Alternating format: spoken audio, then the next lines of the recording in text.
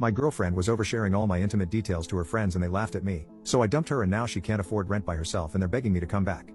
I, 25M, moved in with my girlfriend, 24F, of 4 years 3 weeks ago. She chose the place, and although her name is on the lease, I paid half of the deposit and the first month's rent as she couldn't afford it. I also covered the first month of bills.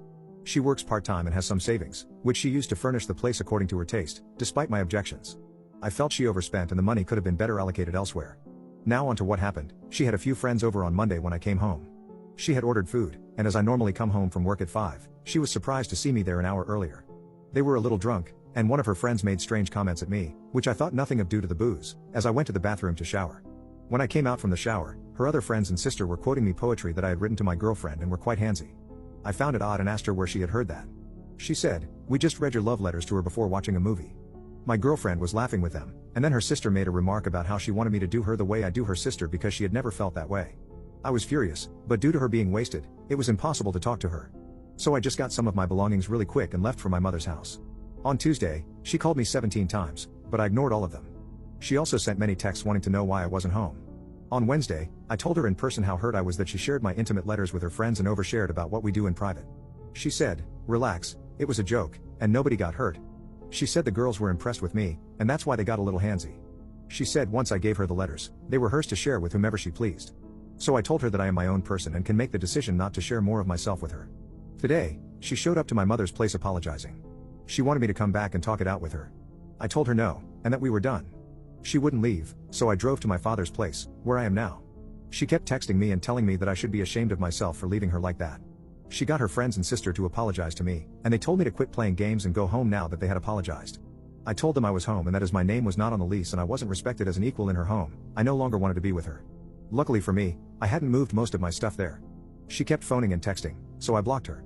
Then she made a mutual male friend of ours contact me and tell me that I was being a wuss about it, so I blocked him too. Then his girlfriend texted me and told me not to blow things out of proportion. I am almost certain I did the right thing, but maybe I should talk it out with her before cutting all contact. Am I going too far by letting her take on rent all by herself? Update 1. After reading a lot of the advice here and talking it out with my family and friends, it seems it's best not to continue my relationship. I haven't contacted her directly, but I went with my brother and my friend while she went to visit her parents on a pre-booked trip. I collected my things and gave my brother the key to give to her on Friday evening. She wouldn't take it from him as she wanted me to return it.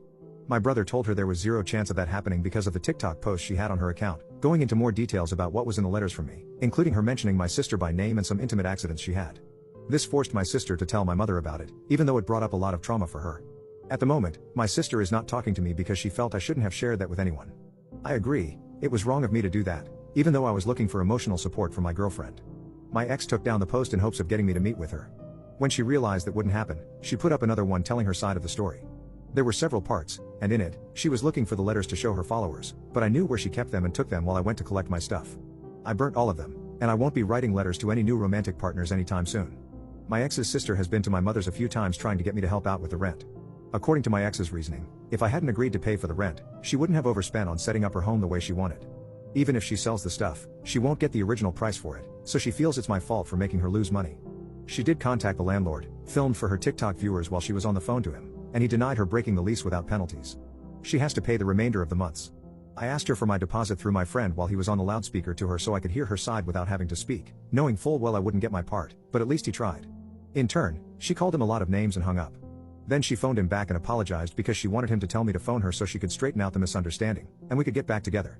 She has now taken down all the posts about me. I don't know if she will upload them again once it dawns on her that we are through.